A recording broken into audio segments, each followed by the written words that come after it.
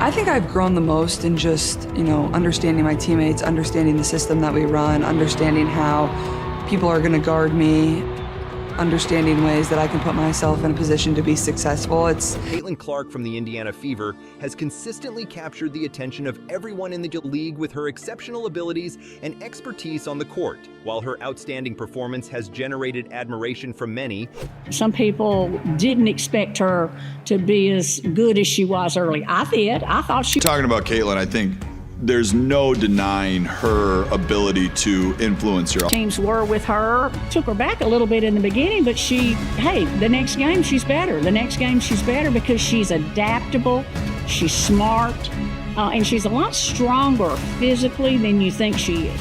It has also generated criticism from some fans and big names in the game. You offered the contract to a player who's not yet even in the WNBA. Former Lakers star Shaquille O'Neal is one of those throwing shade at Clark. Apparently you are. Yeah, but she's incredible. Congratulations to her and her family. Yeah. The crazy thing is I'm just seeing her last year when they played LSU, but she's phenomenal. I'm going to go on the record and say she's the best female collegiate player ever. Saying that while she surely got the game, she has not yet reached the level of legends like Diana Taurasi and Aja Wilson. According to Shaq, these veteran stars, who are still doing well to date, should be getting the same level of recognition and media buzz Clark is getting, even though she is still a rookie. Talking about Caitlin, Shaq said, "There's envious jealousy. There's professional jealousy. Sure, there are a lot of people who are professionally jealous. I am professionally jealous of Steph Curry. He makes $60 million. But hey, that's life. You gotta also understand that we're not just gonna give it to you because everybody else is giving it to you. You still gotta earn it. Chuck had to go through that. I had to go through that. So I understand what everybody's doing. Yeah, you are great, but you ain't that great yet. Calm down. We still got Diana Taurasi. We still got Aja Wilson. If you are gonna give Caitlin props, make sure that our girls that are dominating in this league get the same props." By saying this, Shaq does not mean to put Clark down, but to make sure that the praise for being great is spread around fairly. He's all about giving props where they're due, noting that real greatness takes time, something that Clark's career has seemed to neglect, following her quick ascension to fame and rookie stardom. In response, ex-ESPN analyst Dan Dakich hit back hard on the Outkick podcast, calling Shaq's opinion stupid. Now, Shaq, who I'm starting to think is an idiot. Like, I get it, NBA legend Shaquille O'Neal, he takes companies, people give him a front in a company, makes a bunch of money, believes people are being soft.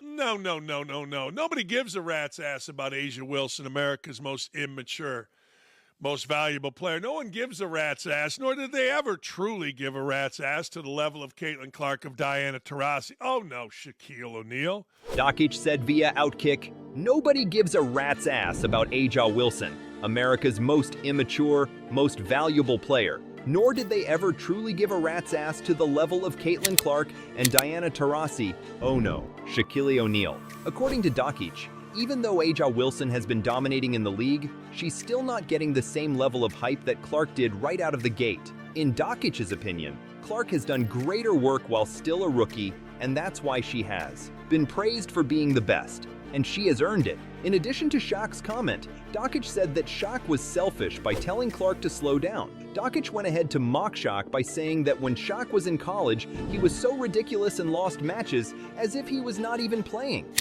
Like, Shaq was so ridiculous in college when we beat him at Indiana, even though he was playing. But that's not all. Dakich went ahead to call Shaq stupid and said that there was no reason to slow Clark's career down. Rather, the league should accelerate it because they need the acceleration, considering the amount of attention Clark brings to her games. Like, Shaq, a.k.a. the big stupid, he just talking here. There's no reason to slow it down. They should accelerate it. Dakich added, "Nobody's watching the WNBA other than Caitlin Clark games," opposing Shaq's belief that there have been other young ladies doing good in the league, but have not gotten the recognition they deserve. Dakich said that despite them being there, none of them have the energy, and none have captivated fans the same way that Clark has. Like, this is a league that needs acceleration. Shaq had said a week or so ago that, well, WNBA women need NBA contract. No, they don't. Not until they earn it.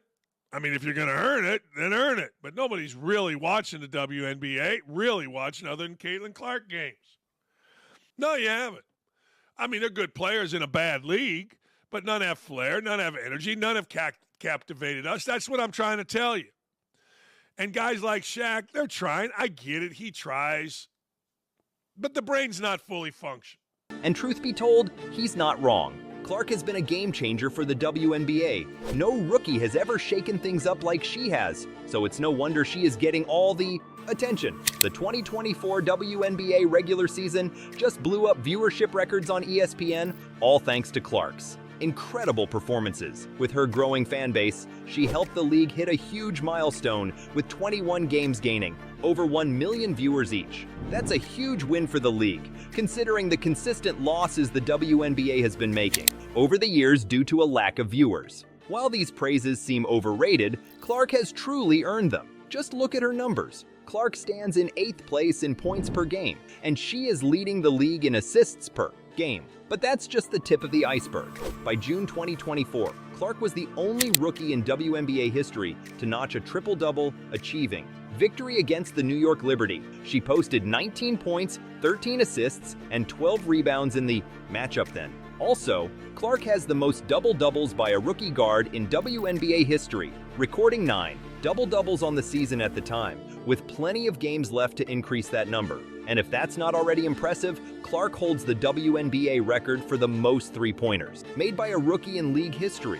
On top of that, Clark is also the fastest to 100 three-pointers in WNBA history and holds the record for the most games with 20-plus points, 5-plus assists, and 5-plus rebounds in a single season. Additionally, Yes, that is another record to add to the list.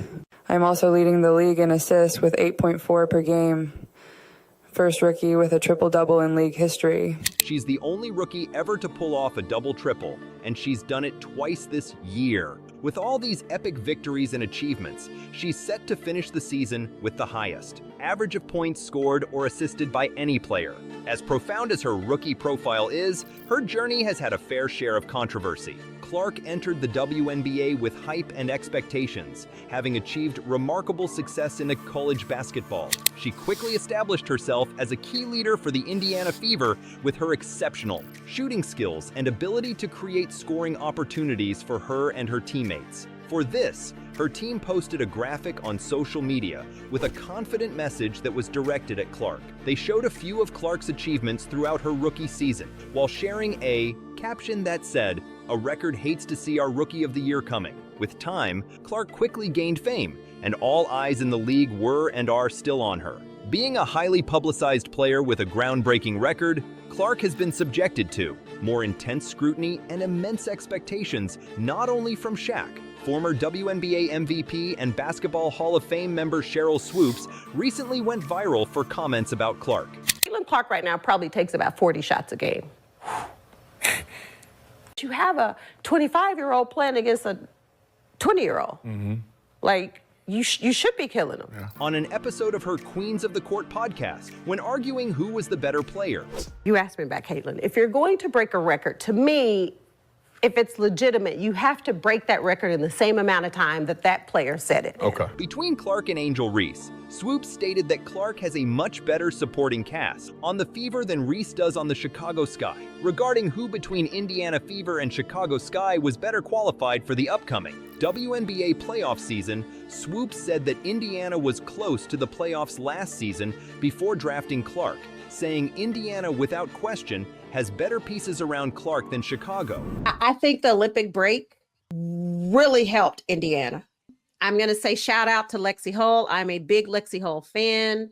Watch her in AU. Kelsey Mitchell is just stroking. She is just shooting the basketball. Aaliyah Boston, almost a triple-double. I know we're talking about teams where they can move and things changing, but if Indiana continues to play the way they're playing like this, they too are going to move up in the standing. As around Reese, Swoopes wrote on X, "I don't know if Sky are in the playoffs without Reese, but Fever is a playoff team even without Caitlin. Fever had #1 pick for 2 years for a reason. Also, bringing down other Sky players just to prop up Reese, Rhodey Case, sick work.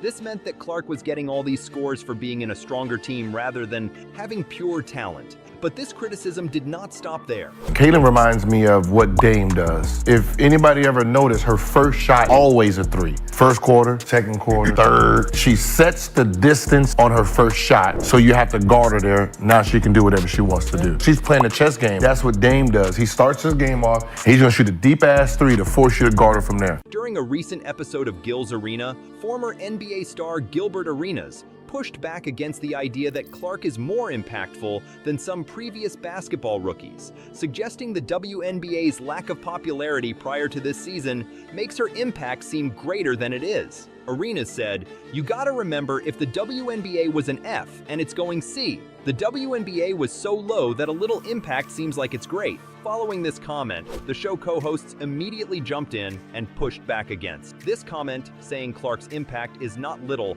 by any metric. Responding to this, Arenas used an analogy to argue that LeBron James could have had a larger impact on the NBA than Clark has had on the WNBA, but it was not as noticeable because of where the respective leagues were when the two players entered. Arenas said, "You're talking about an ocean. So somebody coming in an ocean, no matter how big this is, it doesn't splash. If a fat man jumps in a house pool, the water overflows. If a fat man jumps in an ocean, there's no ripple, so we don't know how big it is." At this point, without undermining Clark's achievements, Arenas makes a good point.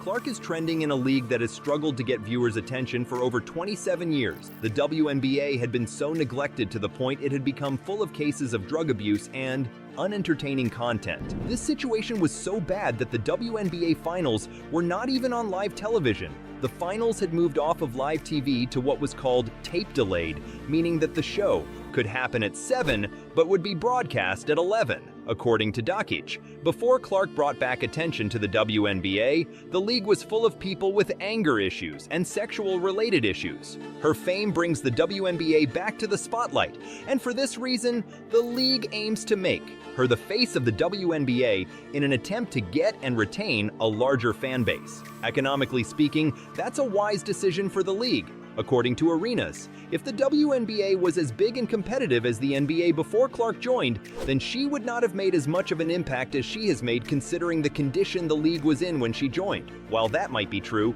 Clark remains a formidable player and a beacon of hope for the WNBA.